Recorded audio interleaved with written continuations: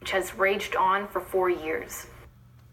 NATO is marking 30 years since the fall of the Berlin Wall. The wall's destruction in 1989 marked the beginning of German reunification and was a major milestone in the fall of communism.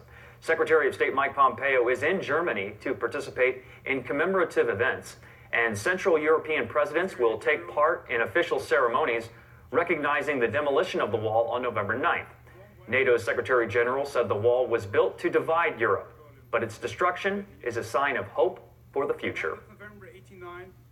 We are honored to host these pieces of the Berlin Wall here at the entrance of the NATO headquarters.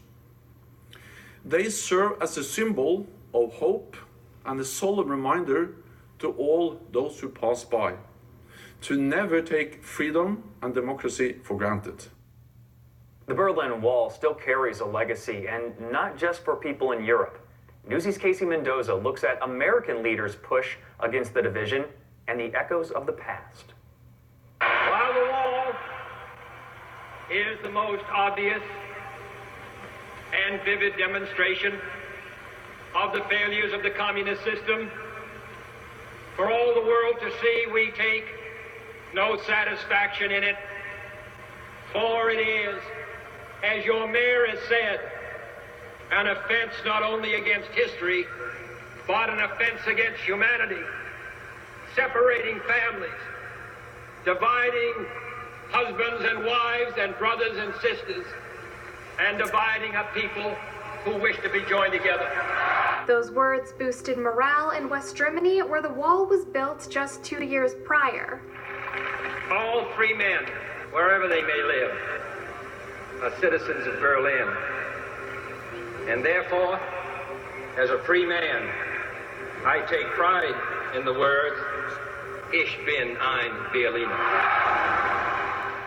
Beyond morale, the speech also inspired significant international policy. 2 months later, the Limited Nuclear Test Ban Treaty was signed to curb the testing of nuclear weapons. And more than 2.5 decades later, the Berlin Wall was torn down. I welcome the decision by the East German leadership to open borders to those wishing to have greater travel.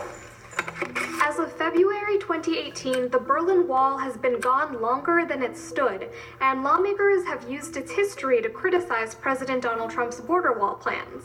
Back in 2017, the mayor of Berlin said in an open letter to the US president, "We Berliners know better than most the pain caused when a whole continent is split by barbed wire and walls. I call on the president of the USA not to go down that road to isolation and ostracism." That sentiment is echoed by other critics, who argue that walls can be faulty instruments of diplomacy.